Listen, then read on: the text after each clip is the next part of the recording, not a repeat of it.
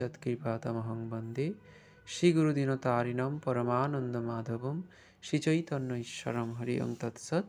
जय श्रीकृष्ण चैतन्य प्रभु नित्यानंद श्री अद्वैत गदाधर शिवासादि श्री गौर भक्तबृंद। हरे कृष्ण। तो श्रीमद् भगवद गीता যথাযথ আলোচনা প্রসঙ্গে আজকে আমরা আলোচনা করব শ্রীমদ্ ভগবদ গীতা দ্বিতীয় অধ্যায় সাংখ্যযোগ, শ্লোক নম্বর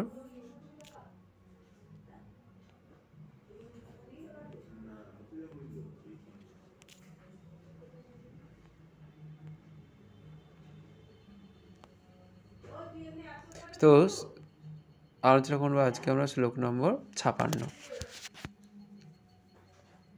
তো আপনারা গীতা নিয়ে বসবেন। শ্রীমদ্ ভগবদ গীতা দ্বিতীয় অধ্যায় 56 নম্বর শ্লোক। শ্রী ভগবান উবাচ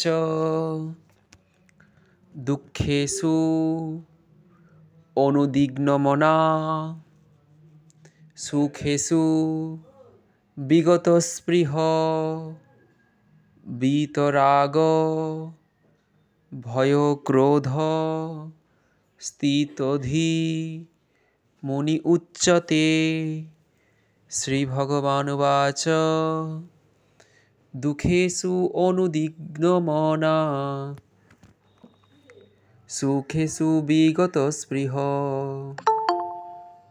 বিতরাগ ভয় ক্রোধ স্থিতধি মুনি উচ্যতে। অনুবাদ প্রত্যেকে বলবেন, পাঠ করবেন আপনারা গীতা থেকে, যে ত্রিতাপ দুঃখ উপস্থিত হলেও ভগবান বলছেন অর্জুনকে, যে হে অর্জুন, ত্রিতাপ দুঃখ উপস্থিত হলেও যার মন উদ্বিগ্ন হয় না, সুখ উপস্থিত হলেও যার স্পৃহা হয় না, এবং যিনি রাগ ভয় ক্রোধ থেকে মুক্ত, তিনিই হচ্ছেন স্থিতপ্রজ্ঞ। অর্জুন ভগবানকে প্রশ্ন করেছিল যে স্থিতপ্রজ্ঞ ব্যক্তি কে? তার উত্তরে ভগবান এখানে বলছেন অর্জুনকে যে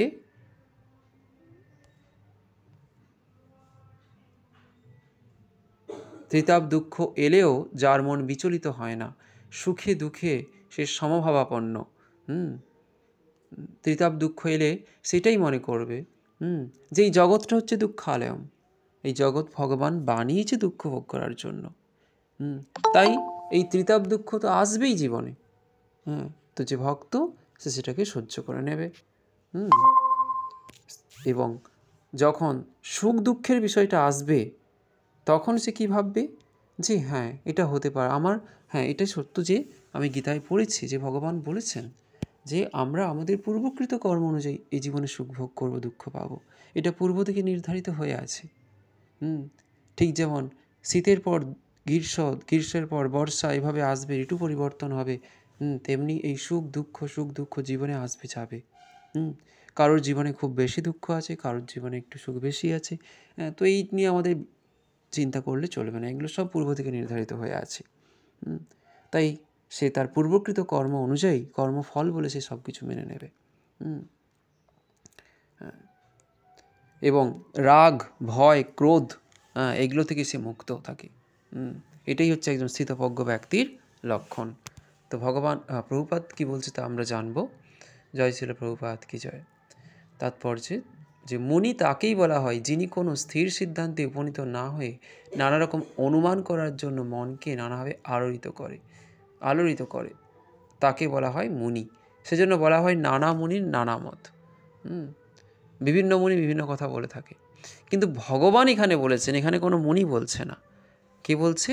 শ্রী ভগবান উবাচ। কিছু শোনা যাচ্ছে না? শোনা যাচ্ছে না? ওকে, অলরেডি আমি দেখছি। ওকে,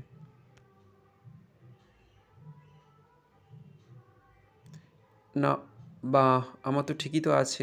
আপনি ও আচ্ছা, ওকে দেখছি, দাঁড়ান। হ্যাঁ আমার ঠিক আছে, আমার কোনো অসুবিধা হচ্ছে না। বাকিদের মধ্যে কেউ রেসপন্স করতে পারেন শোনা না গেলে। আপনার কোনো অসুবিধা হচ্ছে প্রভু, আপনি রিজয়েন হন। আশা করি বাকিদের কোনো প্রবলেম হচ্ছে না।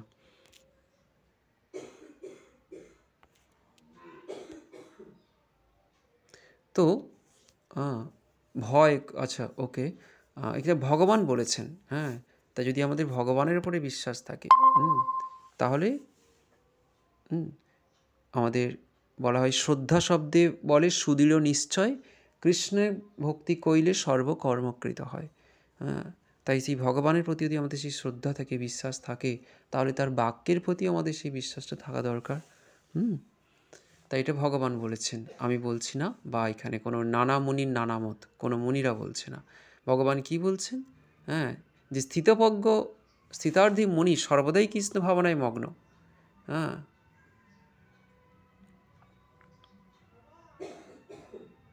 এই ধরনের কৃষ্ণ ভাবনাময় ভগবত ভক্তকে জড় জগতের ত্রিতাপ ক্লেশ কোনো আক্রমণ করতে পারে না, বিচলিত করতে পারে না। ত্রিতাপ ক্লেশ তো আসবেই, কিন্তু সে সেখানে বিচলিত হবে না। কেন? সেই জগতের স্বরূপটাকে বুঝতে পেরেছে। সেজন্য প্রভুপাদের বৃন্দাবন ভজনে রয়েছে যে বৃন্দাবন ধামে আমি বসে আছি একা, সেই চিন্তা মধ্যে মধ্যে দেয় মোরে দেখা। আছে মোর স্ত্রী পুত্র আত্মীয় স্বজন, কিন্তু অর্থ নাই বলি বিফল বৈভব। প্রকৃতির নগ্ন রূপ দেখালে শ্রীকৃষ্ণ। তো প্রকৃতির নগ্ন মানে কি? সম্পূর্ণ খোলা, একদম খোলার জিনিসটাকে, একদম আসল যে জিনিসটা, সেটাকে খাঁটি জিনিসটাকে বলা হচ্ছে খোলা জিনিসটা, নগ্ন রূপটাকে দেখাচ্ছে। প্রভুপাদ বলছে যে প্রকৃতির নগ্ন রূপ দেখালে শ্রীকৃষ্ণ। ঠিক তেমনি এই জগতের রূপ স্বরূপটাই হচ্ছে যে এটা দুঃখালয় শাশ্বতকম। কিন্তু আমি মনে করছি ও বেশি সুখ পাচ্ছে, আমাকেও বেশি সুখ পেতে হবে, আমি জোর করে সুখ পেতে চাইবো। বেশি টাকা উপার্জন করলে সুখ পেয়ে যাব না। অর্থের বিনিময়ে এই সমস্ত সুখ শান্তি, এগুলো অর্থের বিনিময়ে কেনা যায় না, বা কৃত্রিমভাবে পাওয়া যায় না। কৃত্রিমভাবে জোর করে পেতে চাইলে কিছু সময়ের জন্য পাবো আমি সেই সুখ, কিন্তু তার পরবর্তীতে আবার সেই দুঃখ আসবে। তাই যারা সঠিক বুদ্ধিমান ভক্ত, যেই জন কৃষ্ণ ভজে সে বড় চতুর। তো এই চতুরতাময় ভক্ত সে সবসময় সুখ দুঃখ এলেও, সে তিতাব দুঃখ এলেও সে সবসময় নিশ্চিন্তে হরিভজন করে। পরবর্তীতে প্রভুপাদ এখানে বর্ণনা করছেন, অনেক বড় রয়েছে, তো আমি সংক্ষেপে বলছি। ওকে, তিনি মনে করেন, তো একজন ভক্ত কি মনে করে এটা আমাদের জানা দরকার। যদি আমরা ভক্ত হতে চাই, শুধু তিলকমালা আর কণ্ঠীমালা ধারণ তিলকমালা আর জপমালা পড়ে নিয়ে নিলে কেউ ভক্ত হয়ে যায় না। ভক্তের গুণাবলী তার মধ্যে থাকা দরকার। সে যখন শিল প্রভুপাদের নিয়মগুলিকে, নির্দেশগুলিকে মেনে চলবে, শাস্ত্র মেনে জীবনযাপন করবে, তখন সে একজন ভক্ত হওয়ার যোগ্যতা অর্জন করতে পারে। তো এখানে প্রভুপাদ কি বলছে, যে একজন ভক্ত কি মনে করে? ভক্ত মনে করে তার পূর্বকৃত অসৎকর্মের ফলস্বরূপ আরও দুঃখ দুর্দশা তার পাওয়ার কথা ছিল, কিন্তু কৃষ্ণের কৃপায়, ভগবানের অহেতুকী কৃপায় তার দুঃখ একটু লাঘব হয়েছে। তেমনই যখন তার জীবনে সুখ আসে, তখন সে কী মনে করে? তিনি মনে করে যে আমি এই সুখের অযোগ্য, কিন্তু ভগবান অত্যন্ত কৃপাময়, তাই তিনি আমাকে এই সুখটা প্রদান করছে। আমি এই সুখের যোগ্য নই, এত সুখ আমার জীবন ভাগ্যে থাকার কথা নয়, কিন্তু ভগবান এতই কৃপাময় যে তিনি আমাকে এই সুখটা দিচ্ছেন। থ্যাংক ইউ গড, সে ভগবানকে ধন্যবাদ জানাবে। আর দুঃখ এলে সে কী মনে করবে? আমার আরও বেশি দুঃখ পাওয়ার ছিল, কিন্তু ভগবানের কৃপায় আমার একটু দুঃখটা আমি এখন কম পাচ্ছি। Thank you god. সে সর্ব অবস্থাতেই ভগবানকে ধন্যবাদ জানাবে। নিজের ইন্দ্রিয় তৃপ্তি করার আকাঙ্ক্ষাকে বলা হয় আসক্তি। আর ইন্দ্রিয় তৃপ্তির আকাঙ্ক্ষা না থাকলে তখন বলা হয় বিরক্তি।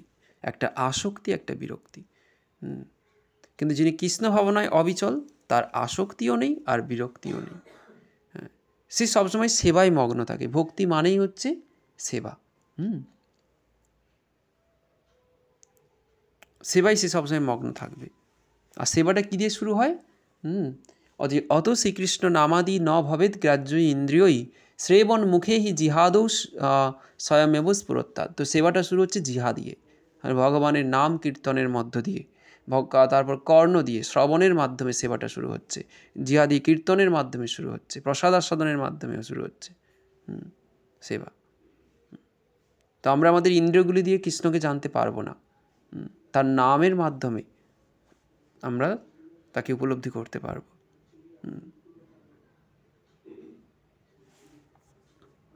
হরে কৃষ্ণ হরে হরে কৃষ্ণ কৃষ্ণ কৃষ্ণ হরে হরে, হরে রাম রাম রাম হরে হরে। তমাদিদেবং করুণানিধনং তমালবর্ণং সুহিতাবতারং অপার সংসার সমুদ্র সেতুং ভজামহে ভাগবত স্বরূপম। হরে কৃষ্ণ। শ্রীমদ্ ভাগবতম প্রথম স্কন্ধ সপ্তদশ অধ্যায়। আজকে আমরা শ্লোক নম্বর 6 আলোচনা করব।